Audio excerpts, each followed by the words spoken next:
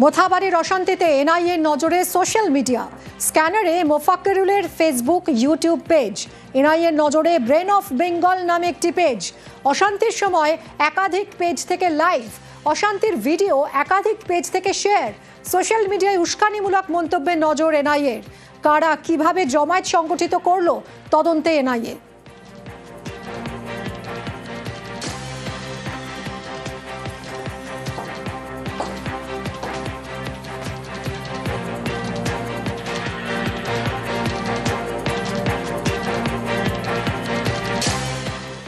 অশান্তির তদন্তে মোথাবাড়িতে NIA. BDO office, DM অফিসে এনআইএ টিম।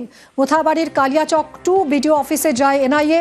বুধবার এই বিডিও অফিসেই ঘেরাও হয়েছিলেন 7 জন বিচারক। সান্নিক রয়েছে। সান্নিক, এনআইএ টিম এখন কোথায় রয়েছে? আজ কোথায় কোথায় গেছিলেন তারা?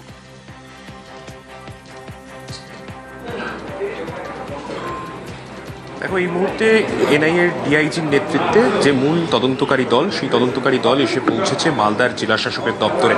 মালদার জেলা শাসকের দপ্তরের ভেতরে তারা ইতিমধ্যেই প্রবেশ করেছেন এবং এই গোটা ঘটনায় যদি জেলা ভিত্তিক দেখা যায়, সেক্ষেত্রে সর্বোচ্চ পদাধিকারী হিসেবে এই গোটা বিষয়ের দায়িত্ব ছিল এই জেলা শাসকের।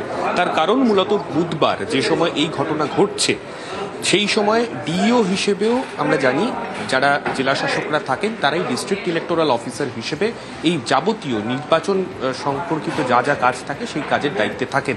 এবং পাশাপাশি একদিকে রাজ্য সরকারের তরফে এই যারা জুডিশিয়াল অফিসার তাদের নিরাপত্তা প্রদান করার দায়িত্ব থাকে সেই জেলা শাসকের ওপরেই। তাই এই গোটা বিষয়টা যখন একদিকে জলঘোলা চলছে, ঠিক তার পাশাপাশি জেলা শাসকের কাছে ঠিক কোন সময় খবর এসেছিল, জেলা শাসক কী কী পদক্ষেপ নিয়েছিলেন, এবং রাতের বেলা যখন এসপির নেতৃত্বে সেন্ট্রাল ফোর্সকে সঙ্গে নিয়ে রাত 12টার পরে যখন জুডিশিয়াল অফিসারদের সেখান থেকে বের করা হলো, এই মাঝের সময়ের এতক্ষণ গ্যাপ কী কারণে লাগলো, সেই বিষয়গুলোর প্রশ্নের উত্তর কিন্তু বিভিন্ন জায়গা থেকে খুঁজছেন এনআইএ আধিকারিকরা। অনেক ধন্যবাদ।